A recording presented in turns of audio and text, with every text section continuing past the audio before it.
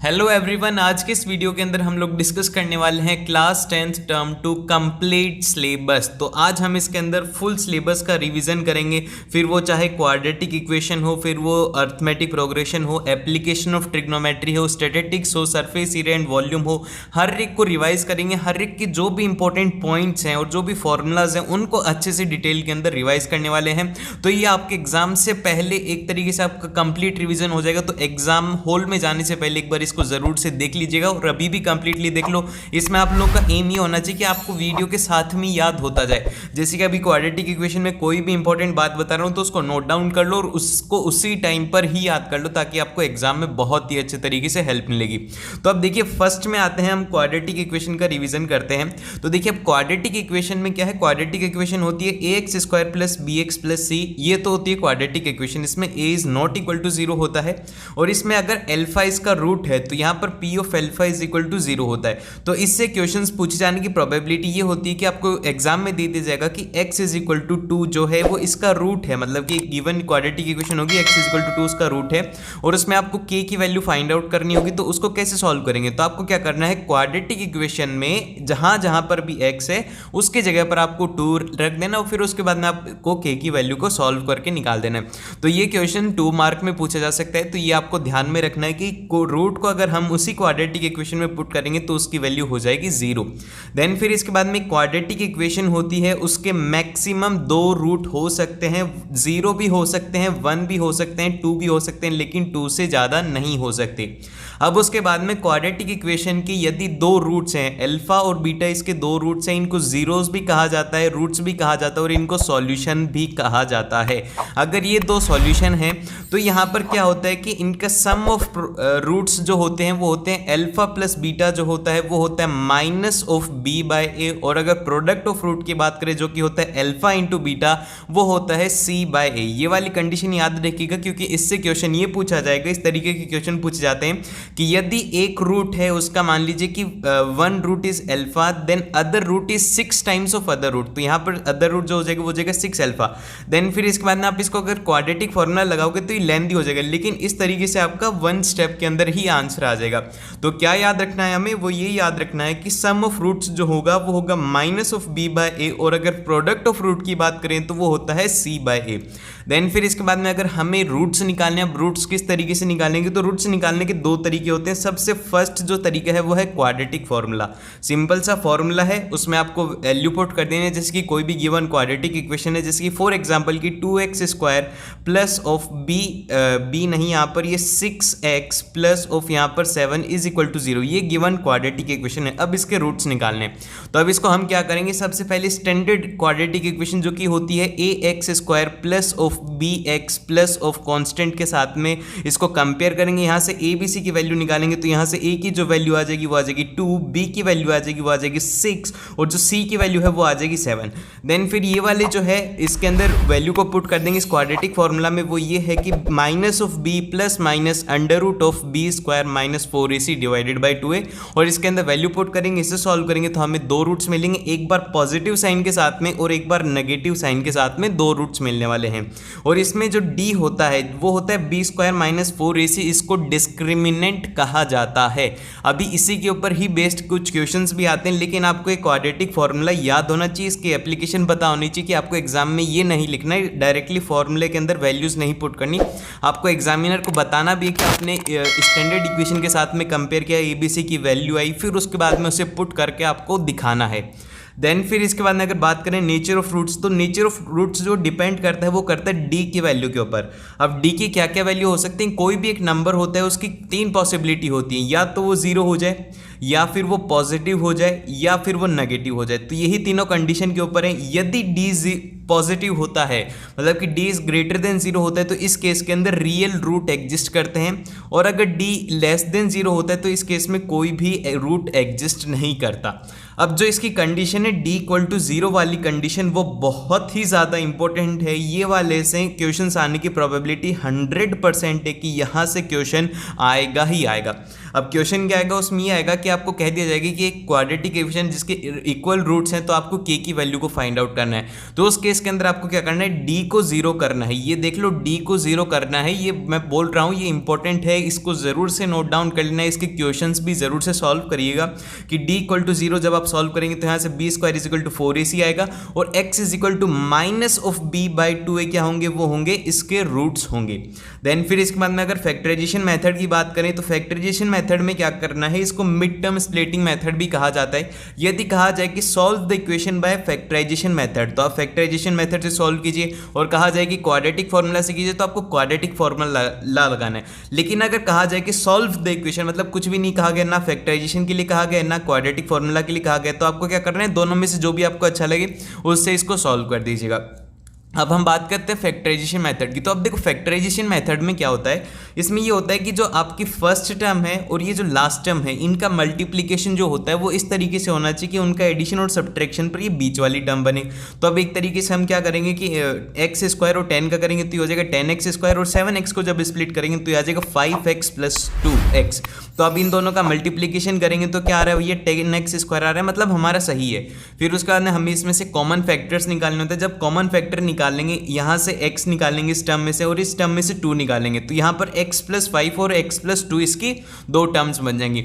अब अगर कोई भी दो नंबर मल्टीप्लिकेशन में होते हैं, p dot q is equal to 0, इनका प्रोडक्ट 0 आ रहा है, तो इसका मतलब ये होता है कि या तो p 0 है या फिर q 0 है। तो वही दो कंडीशन लगेंगी कि x plus 2 is equal to 0 और x plus 5 is equal to 0। तो यहाँ से एक x इज इक्वल टू -2 और एक x इज इक्वल टू -5 इसके आंसर्स आएंगे। अब उसके बाद में ये जो इक्वेशन है, ये वाली जो मैंने इसको बॉक्स में बना रखा है, ये वाली इक्वेशन काफी ज्यादा इंपॉर्टेंट है। अगर आपको दे दिया जाए क्वेश्चन के अंदर कि आपको सम ऑफ रूट्स गिवन है और प्रोडक्ट ऑफ रूट गिवन है, तो आप डायरेक्टली इसमें क्वाड्रेटिक इक्वेशन को फॉर्म कर सकते हो। वो ये होती है, क्वाड्रेटिक इक्वेशन ये होती है कि x square minus sum of roots plus of products of root is equal to 0 होता है। तो आपको ये बात याद रखनी है कि x square minus sum of roots into x plus of products of root रहेगा इसका आंसर। देन फिर इसके बाद में चलते हैं भैया नेक्स्ट चैप्टर की तरफ। नेक्स्ट चैप्टर की तरफ जाने से पहले अगर आप लोगों ने अभी तक सब्सक्राइब नहीं कर रखा है तो जल्दी से सब्सक्राइब करो, और अगर लाइक नहीं किया है तो लाइक भी कर दो जल्दी से। अब देखो, अब अर्थमेटिक प्रोग्रेशन की अगर बात करें तो अर्थमेटिक प्रोग्रेशन में बस दो ही फॉर्मूलाज हैं जिनके ऊपर बेस्ड क्वेश्चंस आएंगे। सबसे पहला जो फॉर्मूला है वो है nth टर्म का। nth टर्म का जो फॉर्मूला है वो है a plus of n minus 1 into D रहेगा nth टर्म का फॉर्मूला। और फिर उसके बाद में बात करें सम ऑफ n टर्म्स का फॉर्मूला जो रहता है वो रहता है n/2 2a plus of n minus 1 into D. और यहाँ पर जो d होता है वो होता है कॉमन डिफरेंस। कॉमन डिफरेंस को किस तरीके से निकालेंगे, वो निकालेंगे a2 minus a1 is equal to a3 minus a2। अब यहाँ पर गलतियाँ क्या होती हैं, यहाँ पर गलती ये होती है कि अगर डिक्रीजिंग AP होती है, मतलब कि एक तरीके से अगर फर्स्ट टर्म 10 है, दूसरी टर्म 7 है और तीसरी टर्म यहाँ पर मान लीजिए कि वो है 4, तो अब ये डिक्रीजिंग AP है तो इसमें इसका जो डिफरेंस है वो होना चाहिए नेगेटिव। तो बच्चे क्या करते हैं कि नेगेटिव की जगह पर पॉजिटिव कर देते हैं और यहाँ पर ही गलती हो जाएगी। तो ये बात याद रखना कि आपको क्या करना है, नेक्स्ट वाली जो टर्म है उसमें से प्रीवियस टर्म को माइनस करना है, a2 माइनस a1 करना है और उसको चेक करने के लिए a3 माइनस a2 भी कर देना। और यहाँ पर a होती है फर्स्ट टर्म। यदि आपको पता है कि फर्स्ट टर्म क्या है और लास्ट टर्म क्या है तो आप सिंपल सा क्या करिएगा, उसका सम निकालने के लिए उन दोनों को ऐड कर दो और इंटू n/2 कर दीजिए तो आपको सम ऑफ उसका मिल जाएगा। देन फिर इसके बाद में इसी से रिलेटेड एक पॉइंट है, वो ये है कि अगर आपको nth टर्म निकालनी है और आपको पता है कि सम ऑफ n टर्म्स का जो आपको सम पता है और ये भी पता है कि सम ऑफ n माइनस 1 टर्म्स का कितना है, तो इन दोनों को सब्ट्रैक्ट कर दीजिए तो फिर आपके पास में आ जाएगा सम an वैल्यू जो कि लास्ट टर्म होती है, nth टर्म आपके पास में यहाँ से आ जाएगी। और उसके बाद में एक इंपॉर्टेंट पॉइंट है कि अगर आपको मान लीजिए कि कहा जाए कि कोई भी साइड से ट्राइंगल की या फिर कहा जाए कि कोई भी एंगल है ट्राइंगल का वो है AP में, तो इस केस के अंदर आपको क्या करना है, जो एंगल्स लेने हैं वो लेने हैं इस तरीके से a माइनस डी, a और a प्लस डी। लेने को तो आप इसमें क्या कर सकते हो, a भी ले सकते हो, a प्लस डी भी ले सकते हो, a प्लस 2d भी ले सकते हो। लेकिन जब आप ये लेंगे तो इसमें क्या होगा कि जब आप इसको ऐड करेंगे तो इसमें 3a बचेगा, लेकिन इसके अंदर d वाली टर्म भी आएगी। तो मेक श्योर कि आप इसको क्या करें, a माइनस डी और a प्लस डी की फॉर्म में लें। देन फिर इसके बाद में जो अगला चैप्टर आता है सर्कल। देखो सर्कल के अंदर ओनली 2 कंसेप्ट हैं जिनके ऊपर बेस्ड क्वेश्चंस आएगा, तो आपको इन दोनों कंसेप्ट को ही क्वेश्चन में ढूंढना है। सबसे पहला कंसेप्ट ये है कि tangent on the circle and the radius of circle are perpendicular to each other. ये बात याद रखिएगी, जो आपके टेंजेंट होती है सर्कल की, ये वाली जो टेंजेंट होती है और जो इसकी रेडियस होती है, ये होती है 90 डिग्री। अब इसके ऊपर बेस्ड क्वेश्चंस क्या बन सकते हैं? इसके ऊपर बेस्ड क्वेश्चन ये बन सकता है कि आपसे एक इस तरीके का फिगर बोल दिया जाएगा, एक इस तरीके का फिगर होगा, उसमें ये रेडियस इस तरीके से ज्वाइन होगी और ये इस तरीके से होगा और एक इस तरीके से कुछ बना देंगे। और इसमें क्या पूछेगा, वो एग्जामिनर पूछेगा कि ये वाला एंगल क्या है, और इसमें इस वाले एंगल की वैल्यू दे देगा या फिर इस एंगल की वैल्यू दे देगा। तो इसके लिए आपको याद होना चाहिए कि ये 90 डिग्री होता है और इसमें ये दोनों की दोनों रेडियस हो जाएंगी, तो ये वर्टिकली अपोजिट एंगल हो जाएंगे और एक की वैल्यू गिवन होगी और आप उससे इसकी वैल्यू कैलकुलेट करेंगे, फिर उसको 90 माइनस करके उससे सॉल्व करेंगे। तो ये वाला जो पॉइंट है, फर्स्ट पॉइंट है, जो कि है कि रेडियस जो होती है वो होती है टेंजेंट के परपेंडिकुलर, मतलब उनके बीच का एंगल होता है 90 डिग्री। ये वाला पॉइंट जरूर से देख लेना।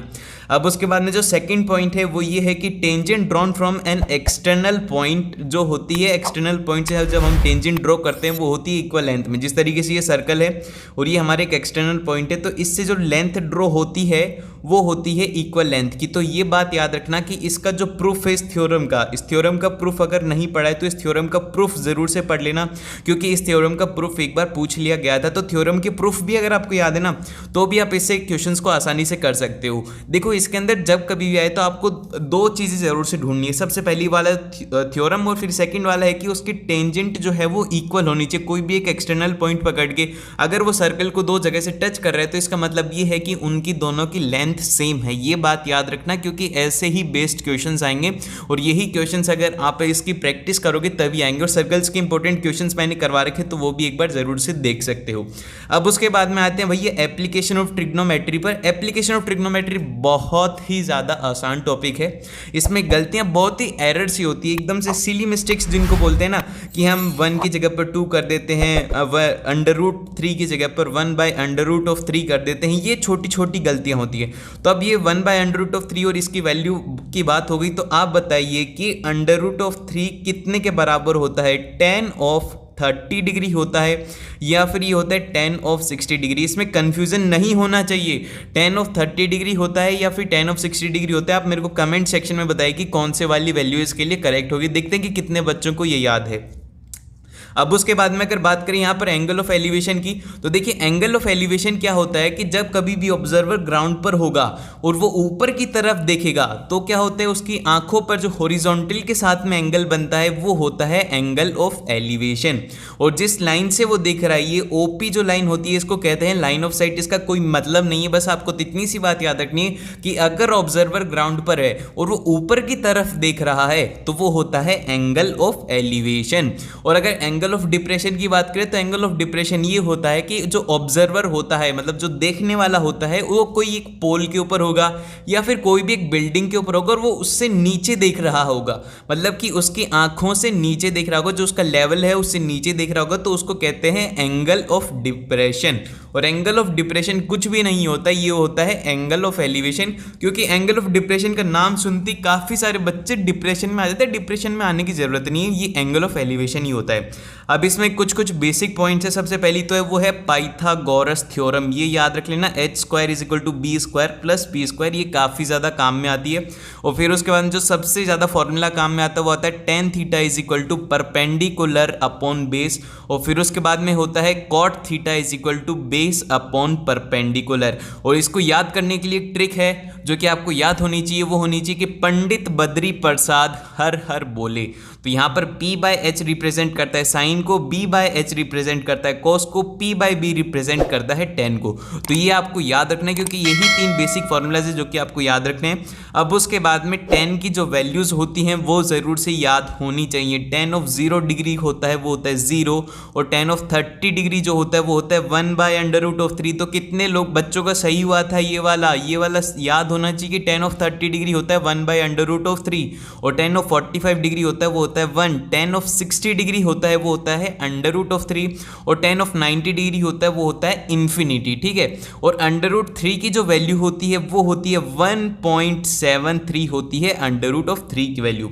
अब उसके बाद में यहाँ पे एक जो डाउट रहता है स्टूडेंट को जब वो एग्जाम में फिगर ड्रॉ करते हैं तो उसको ये होता है कि कौन से वाला एंगल बड़ा होगा, कौन से वाला एंगल छोटा होगा। तो इसका डाउट क्लियर हो जाएगा आज कि जो बेस के पास में होगा, मतलब कि जो बेस से जितना पास में होगा वो वाला एंगल उतना ही बड़ा होगा। जैसे जैसे हम बेस से दूर जाते जाएंगे हमारा जो एंगल ऑफ एलिवेशन है वो घटता हुआ जाएगा। तो यहाँ पर θ1 जो है वो होता है बड़ा θ2 से। अब ये वाला जो मैंने इस तरफ फिगर बना रखा है ये क्वेश्चंस में आएगा और इसको आपको एग्जाम में एप्लीकेशन ऑफ ट्रिग्नोमेट्री का जब क्वेश्चन सॉल्व करेंगे तो आप इसको फिर से ड्रॉ करना है अपनी आंसर शीट में। आंसर शीट में ड्रॉ करके आपको इसके जो ट्रायंगल्स हैं उनके नाम को मेंशन करके आपको बताना है कि हम ट्रायंगल ABC में जब tan θ2 लगाएंगे तो वहाँ से वैल्यू आएगी वो आएगी AB/BC। अगर डायरेक्टली करने लग जाओगे तो एग्जामिनर को समझ में नहीं आएगा कि आप क्या कर रहे हो और आपके स्टेप्स नहीं होने की वजह से आपके वहाँ पर मार्क्स कट जाएंगे। तो मार्क्स नहीं कटे इसलिए इस तरीके से आपको रिप्रेजेंटेशन करनी है। देन फिर इसके बाद में आता है भैया सबसे ज़्यादा जो टफ बच्चों को लगता है वो लगता है सरफेस एरिया एंड वॉल्यूम। इसके टफनेस के पीछे का बस एक ही रीज़न है, वो रीज़न है कि इसके फॉर्मूलाज याद नहीं होते। तो यार इसके अंदर आप लोगों को सभी के फॉर्मूलाज ही याद करने होंगे। 3 फॉर्मूला होते हैं, पहला होता है total surface area, curved surface area और वॉल्यूम, और इसके अलावा कुछ भी याद नहीं करना। कर्व्ड सरफेस एरिया या फिर लेटरल सरफेस एरिया की बात करें तो इसमें आपको वो वाला बस टॉप का और बॉटम का एरिया हटा देना है और फिर उसके बाद में आपको ये याद हो जाएगा। और अगर बात करें क्यूब के टोटल सरफेस एरिया की वो होता है 6a², और अगर कर्व्ड सरफेस एरिया की बात करें तो वो होता है 4a² और इसकी वॉल्यूम होती है a³। ठीक है, ये होते हैं 3 फॉर्मूला। फिर इसी तरीके से क्यूबॉइड है जिसकी की लेंथ है, ब्रेथ है, हाइट है, मतलब लेंथ होती है उसकी लंबाई, ब्रेथ होती है उसकी चौड़ाई और h मतलब उसकी हाइट होती है। अब अगर क्यूबॉइड के टोटल सरफेस एरिया की बात करें तो वो होता है 2 × LB/BH प्लस ऑफ LH। फिर इसी तरीके से इसका जो कर्व्ड सरफेस एरिया वो होता है 2L + B × H होता है इसका कर्व्ड सरफेस एरिया। फिर अगर इसकी वॉल्यूम की बात करें तो वॉल्यूम के लिए आपको तीनों को मल्टीप्लाई कर देना है LBH। अब देखो इसमें गलती के कहाँ पर चांसेस है इस चैप्टर में गलती के चांसेस ये होंगे कि जब कभी भी हम इसे रीड कर रहे होंगे तो हम इसकी यूनिट्स पर ध्यान नहीं देंगे। इसमें एग्जामिनर जानबूझ करके क्या करेगा, एक यूनिट को मीटर में देगा, दूसरी यूनिट को सेंटीमीटर में देगा ताकि वो आपके मार्क्स काट सके। तो टीचर आपके मार्क्स ना काट सके इसलिए क्वेश्चन को इसमें ध्यान से केयरफुली ज़रूर से पढ़िएगा, अदरवाइज इसमें गलती बहुत ही ज़्यादा होती है।